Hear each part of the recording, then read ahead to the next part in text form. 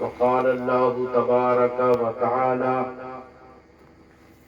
في شان أحمد مجتبى صلى الله تعالى عليه وسلم لقد من الله على المؤمنين إذ بعث فيهم رسولا صدق الله العلي العظيم وبلغنا رسوله النبي الأمين المكين الكريم ونحن على ذلك لمن الشاهدين والشاكرين والحمد لله رب العالمين إن الله وملائكته يصلون على النبي يا أيها الذين آمنوا صلوا عليه وسلموا تسليما اللهم صل على سيدنا شفيعنا حبيبنا مولانا محمد بارك وسلم صلوا عليه صلاة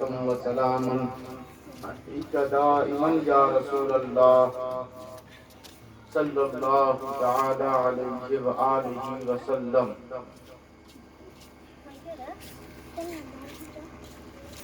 حضرات، ارسال ثواب کے حوالے سے اس محفل کا انعقاد، لیکن تاریخ چل رہی ہے نبی کی ولادت کے موقع سے ہر طرف میلاد النبی منایا جا رہا ہے، اور یہ شب بھی شب نور ہے، حضور کی ولادت کی شب ہے.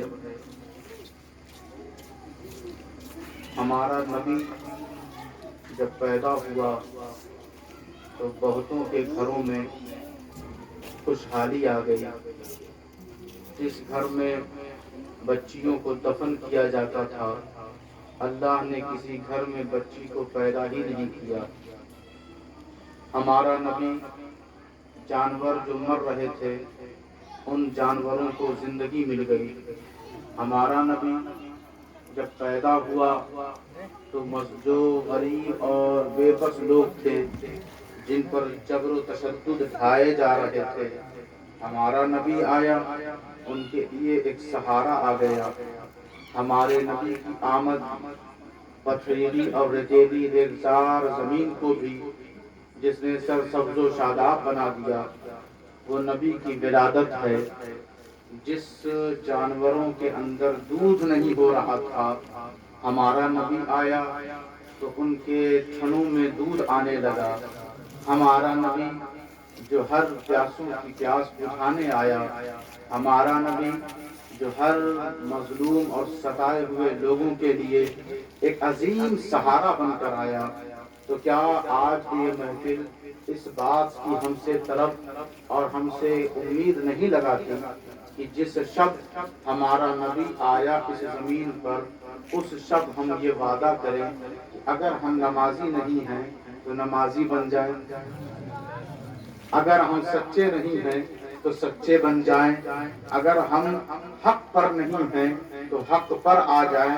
تو یہ شب یہی کہہ رہی ہے دوستوں کہ وہ سنگ دل، وہ پتھریلے لوگ، وہ سخت دل والے لوگ، جب ان لوگوں نے توبہ کر لیا تو ہم تو نبی کی امت میں، ہم تو آخری نبی کی امت میں ہیں.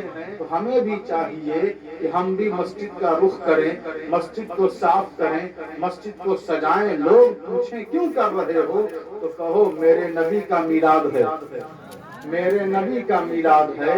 یہ میلاد صرف کمزوروں کے لیے نہیں ہے، یہ میلاد صرف دبے کچلے لوگوں کے لیے نہیں ہے، میلاد سارے عالم کے لیے.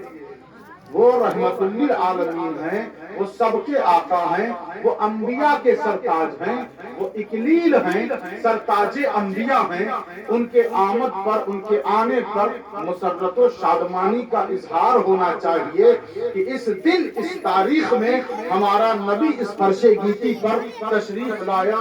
عزیزان گرامی قدر، لوگ کہتے ہیں کہ وہ برسوں پہلے ولادت ہو چکی ہے، آپ خامخواہ اب 12 ربیع الاول منا رہے ہیں بلا وجہ؟ تو قرآن مجید فرقان حمید نے کہا کہ میرا موسیٰ سن، تو اپنی قوم کو ظلمات سے نکال کر نور کی طرف لے آتا ہے، جب تو نور کی طرف لے آ تو چھوڑ مت دینا انہیں، وَذَكِّرْهُمْ بِأَيَّامِ اللَّهِ، انہیں اللہ کا دن یاد کرواتے رہنا۔ اللہ کا دن، بندے بڑے چالاک ہیں، کہتے ہیں سارا دن تو اللہ ہی کا ہے، سارا دن اللہ ہی کا ہے، ان الارض للہ، ساری زمین اللہ کی، سارا ہفتہ اللہ کا، سارے مہینے اللہ کے، سارا سال اللہ کا، تو پھر نبی کس کا؟ نبی کس کا؟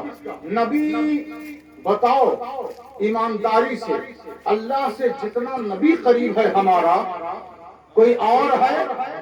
ارے امتی کو چھوڑو، کوئی اور نبی نہیں ہے، کیونکہ سب تو نبی ہیں۔ ہمارا نبی نبی صرف نہیں، محبوب بھی ہے، محبوب بھی ہے۔ محبوب کسے کہتے ہیں یہ آپ کو پتا ہے، یہ آپ کو معلوم ہے، آپ دیکھ رہے ہیں کہ محبوب کا حال کیا رہتا ہے، محبوب کے سارے نخرے برداشت کیے جاتے ہیں۔ ہمارا نبی محبوب ہے، اور قرآن نے کہا لقد من اللہ علی المؤمنین اذ بعث فیہم رسولا، یہ بڑی مشہور ترین آیت ہے۔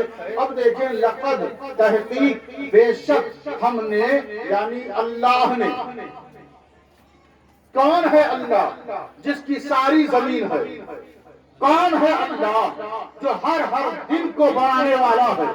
کون ہے اللہ جو سورج کو نکالتا ہے روز ڈبو لیتا ہے؟ کون ہے اللہ جو چاند کو کبھی چھوٹا رکھتا ہے اور دھیرے دھیرے بڑا کر دیتا ہے، پھر بڑھتے ہوئے چاند کو پھر سے چھوٹا کر کے یہ بتاتا ہے کہ جس طرح میں نیچے سے اوپر لے جاتا ہوں اوپر سے نیچے بھی لاتا ہوں۔ ہم وہ اللہ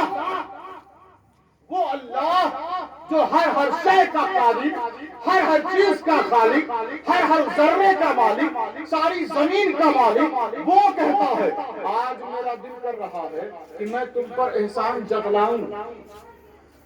اللہ کہتا ہے کہ آج میں چاہتا ہوں کہ تم پر احسان جتلاؤں۔ پروردگار اس سے پہلے تو تم نے سب کچھ دیا، جتلایا نہیں، سب کچھ دیا، جتلایا نہیں۔ ہم انسان ہیں، جانور بنا سکتا تھا لیکن احسان جتلایا نہیں۔ انسان بنا کر ہمیں کفر میں رکھ سکتا تھا لیکن بنایا مسلمان، احسان جتلایا نہیں۔ مسلمان بنا کر کسی گمراہ فرقے میں رکھ سکتا تھا لیکن رکھا تو اس فرقے میں، اس مذہب میں رکھا جس کی نسبت کہیں اور نہیں، سنت کی طرف، جس کی نسبت کہیں اور نہیں، نبی کے اصحاب، نبی کے صحابہ کی طرف۔ ہم کسی دیو کی طرف منسوب نہیں ہیں، ہم کسی دیو کی طرف منسوب نہیں ہیں، ہم منسوب ہیں تو نسبت رسول کی طرف، یعنی اہل سنت والجماعت ہیں۔ تو ہم کتنے خوش نصیب، لیکن اس نے احسان جتلایا نہیں۔ ہم جب پیچھے مڑ کر دیکھتے ہیں نا تمام رشتوں کو، تو ہر رشتے سے بہتر رشتہ ہمیں ماں کا نظر آتا ہے، لیکن اس نے احسان جتلایا نہیں۔ ہم دیکھتے ہیں شفقت کی بات آتی ہے، محبت کی بات آتی ہے تو بچوں سے زیادہ پیار ہم کسی اور سے کر نہیں پاتے۔ دیکھتے ہیں پھر بھی بچوں کو دے کر بھی اللہ نے احسان جتلایا نہیں۔ ہمیں جب تیز پیاس لگتی ہے نا تو پانی پیتے ہیں تو ذہن میں بات آتی ہے کہ اس سے بہتر نعمت ہے نہیں، لیکن احسان جتلایا نہیں۔ ہم دیکھتے ہیں کہ ہماری سانس کچھ دیر پر روک دی جائے تو ہم اپنا کانپنے لگتے ہیں، تب احساس ہوتا ہے یہ سانس، یہ ہوا کتنی قیمتی ہے، لیکن اس سانس پر احساس جتلایا نہیں۔ ہمیں جب تیز بھوک لگتی ہے نا تو ہمیں لقمہ جب ہم اپنے دہن میں، اپنے منہ میں رکھتے ہیں، بھوک مٹاتے ہیں تو ہمیں احساس ہوتا ہے کہ اللہ نے کتنی عظیم نعمت دی، لیکن احسان جتلایا نہیں۔ ہمیں صرف مسلمان بنا کر اس نے نہیں چھوڑا، ہماری گردن میں غریب نواز کی غلامی کا پٹا ڈال دیا، لیکن احسان جتلایا نہیں۔ لیکن احسان جتلایا نہیں. ہمیں ہماری جبی کو کہیں اور اس میں نہیں جھکایا بلکہ بزرگوں کے در پہ جھکایا. لیکن احسان جتلایا نہیں, احسان جتلایا نہیں. ہمیں کسی ملک کی خیرات پر زندگی گزارنے کا موقع نہیں دیا. ہمیں دیا تو غوث اعظم کے ٹکڑے پر جینے کا شعور دیا. لیکن احسان جتلایا نہیں, احسان جتلایا نہیں. پروردگار وہ دن کب آئے گا کہ تو احسان جتلائے؟ ہم تیرے احسان جتلانے کے منتظر ہیں. ہمارے وجود پر تیرا احسان, ہماری نظر پر تیرا احسان, ہمارے دل و دماغ پر تیرا احسان, ہماری گواہی پر تیرا احسان, ہماری تلاوت پر تیرا احسان, دل میں کلمہ طیبہ کا منور ہونا اس پر تیرا احسان, مسجد کی طرف رخ کرنے کی توفیق دی اس پر تیرا احسان, رزق حلال کو لقمہ بنایا اس پر تیرا احسان, سچ بولنے کی ہدایت دی اس پر تیرا احسان. پروردگار احسان جتلائے گا کب؟ اچھا کوئی بھائی ہم پر احسان کر دے تو ہم کیا کریں؟ آواز آئی کہ دیکھو هل جزاء الانسان الا الاحسان. کوئی تم پر احسان کرے پلٹ کر تم بھی احسان کر دو, اس کے دھرم کو قبول مت کرو. یہ احسان کا بدلہ نہیں ہوتا. اگر اس نے تمہیں 1 لاکھ دے دیا تو تم اپنا دھرم اسے مت دے دو. وہ اس نے تمہاری مدد کر دی کسی مصیبت کی گھڑی میں تو اس کے پیچھے نماز مت پڑھنے لگو. کہو کہ ان کا بڑا مجھ پر احسان ہے, مولوی صاحب کا بڑا مجھ پر احسان ہے.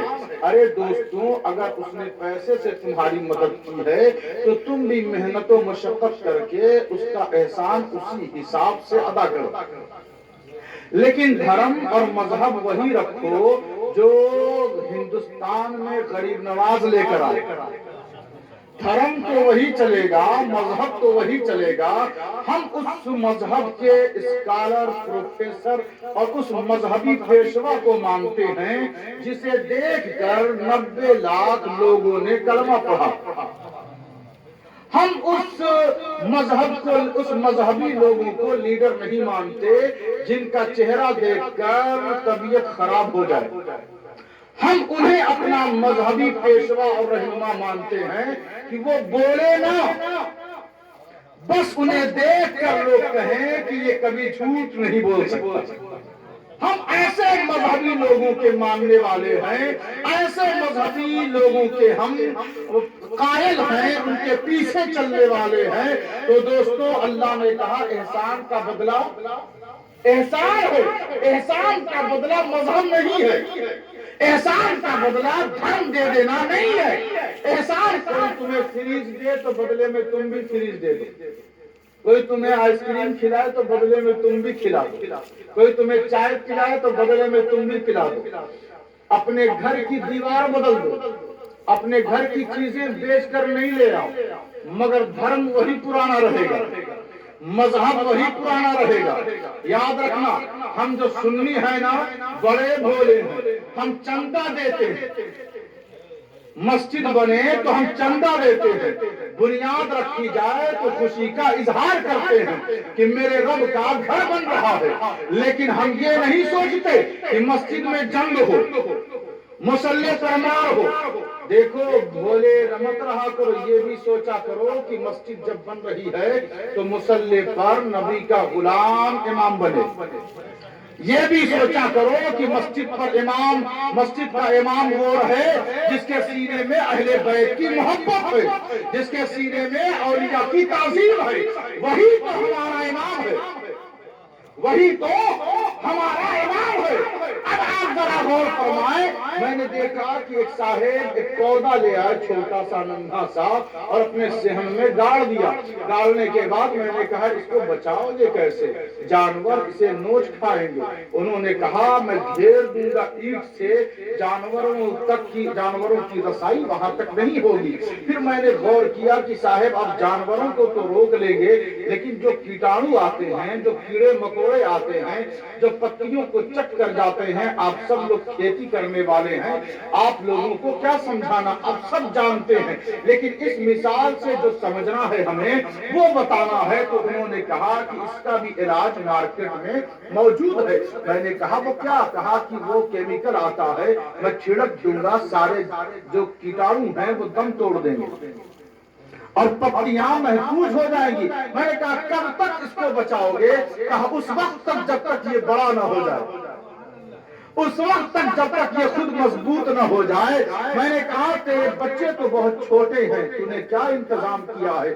کہا کہ میں اپنے بچوں کو ایسے استاد کے سامنے لے جاتا ہوں جو تڑپ کر کہتا ہے یا رسول اللہ، جو بار بار کہتا ہے بلغ العلا بکمالہ کشف الدجی بجمالہ حسنت جمیع خصالہ صلو علیہ وآلہ، جو بار بار کہتا ہے یا نبی سلام علیکہ، یا رسول سلام علیکہ۔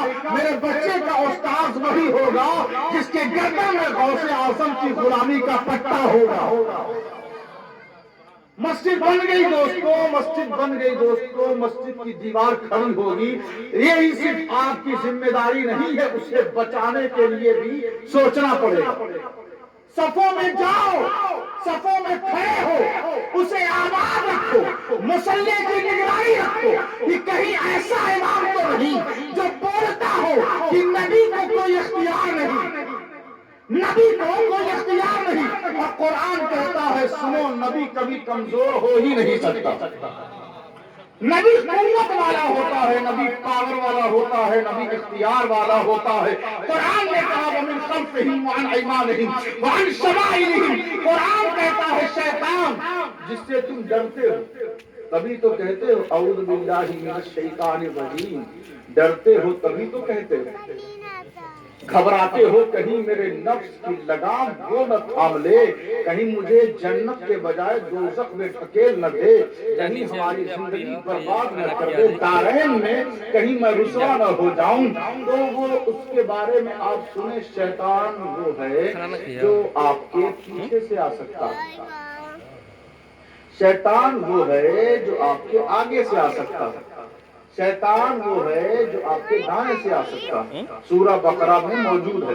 شیطان وہ ہے جو آپ کے بائیں سے آ سکتا ہے، چاروں جہتوں سے وہ آ سکتا ہے۔ مسجد میں کہا مسجد میں بھی آ سکتا ہے، تبھی تو لوگ نماز کی حالت میں بازاروں میں گھومتے ہیں، حالت نماز میں گھر کی فکر کرتے ہیں، نماز کی حالت میں گاڑی چلاتے ہیں، نماز کی حالت میں مارکیٹ میں لین دین کرتے ہیں، نماز کی حالت میں موبائل چارج میں ہے یا کہاں